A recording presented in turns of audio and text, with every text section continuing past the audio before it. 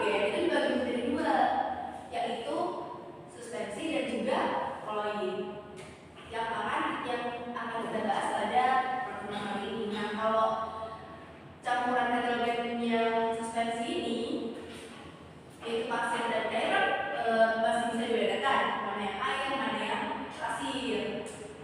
Nah, kalau yang susu ini kita akan bahas kenapa kok bisa dia termasuk campuran, padahal kelihatannya menyatu kan? Nah,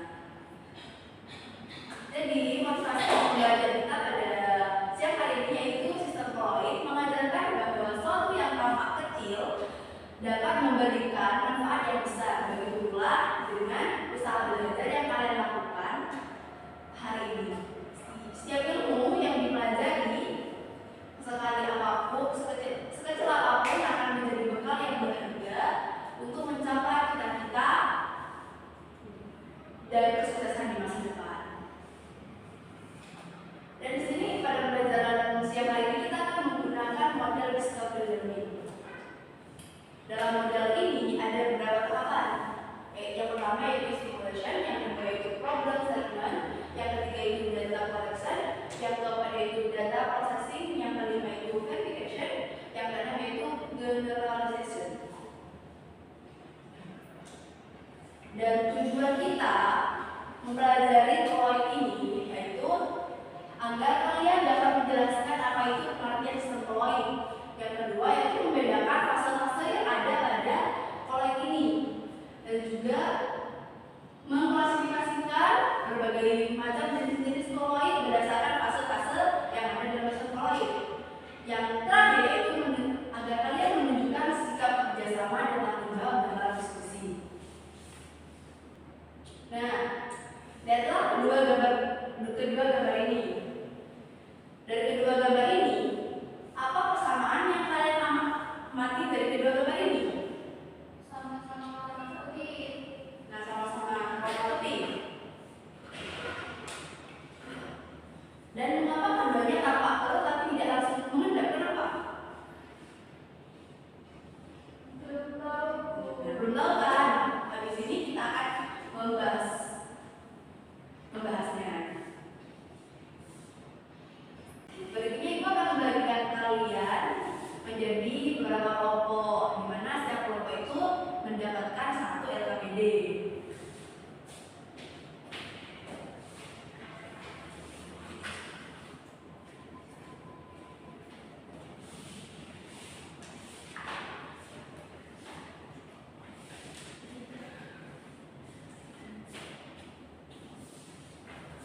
Nah, setelah dibagikan, pertama-tama kalian dulu baca petunjuk di LKPD tersebut.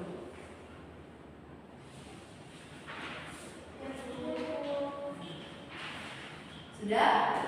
Sudah. Habis itu kalian buka pada halaman yang ada gambar santan dan juga susunya.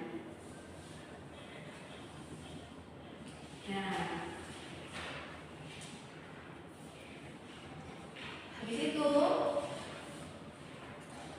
dibagi di bawahnya itu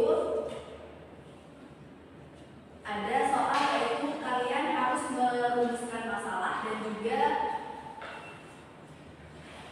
membuat jawaban sementara atau hipotesis. Silakan dijawab. Ibu kasih waktu 3 menit dulu. Cukup.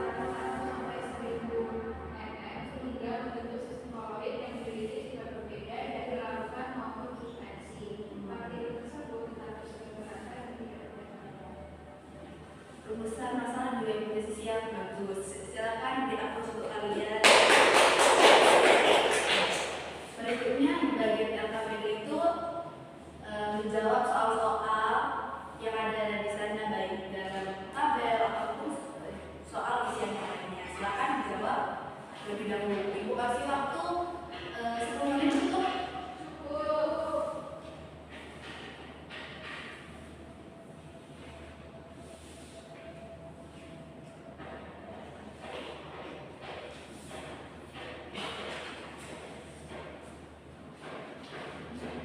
Sudah paham? Ya. Oh, ini jadi ini. Oke, itu paham? Ada yang bertanya juga? Iya.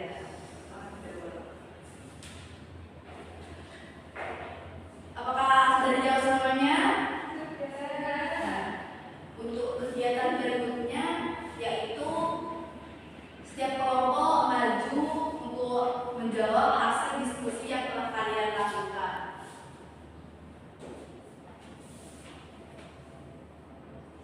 Nah, dimana yaitu kelompok 1 yaitu bagian susu dan kabut, kelompok 2 yaitu santan dan busa sabun, yang kelompok 3 yaitu cat.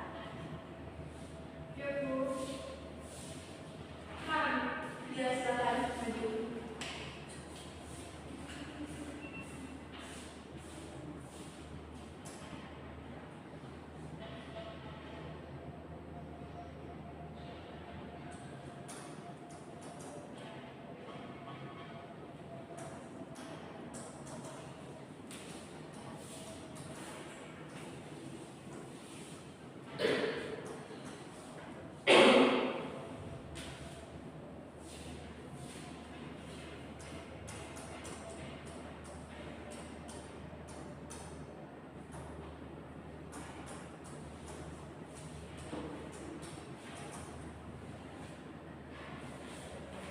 Apakah jawabannya kelompok 2 dan kelompok 3 sama? Berapa untuk kelompok 1? Nah, selanjutnya yaitu kelompok 2, silakan maju.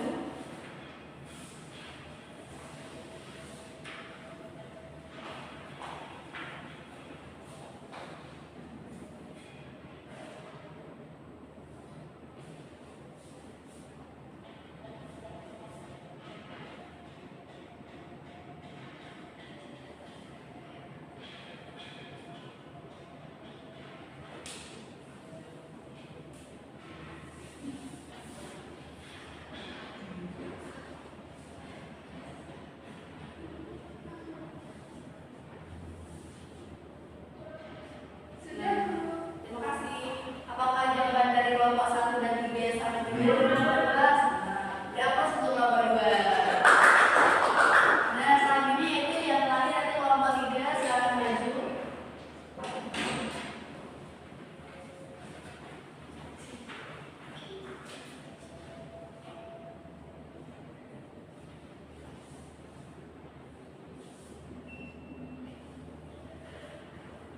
Terima kasih untuk kelompok 3. Apakah jawaban dari kelompok 1 dan 2 sama? Berapa untuk kelompok 3? Nah, setelah kalian mencari dari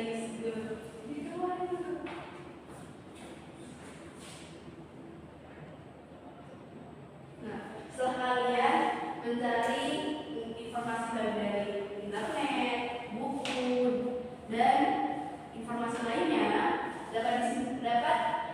dapat diketahui bahwa koloid adalah campuran nitrogen yang terdiri dari 2 zat berbeda, tetapi terlihat seperti homogen. Nah, dan itulah penyebab kenapa dia berwarna biru. Nah, hal ini terjadi karena ukuran partikel koloid itu sangat kecil, yaitu antara 1 dan sampai 100 nanometer, sehingga tidak dapat dilihat secara langsung. Nah, contoh koloid yang saya bisa temui dalam kehidupan sehari-hari yaitu ada susu, kabut, dan juga mayones. Nah, untuk komponen koloid ini, koloid memiliki 2 komponen atau zat, yaitu atau 2 fase, yaitu fase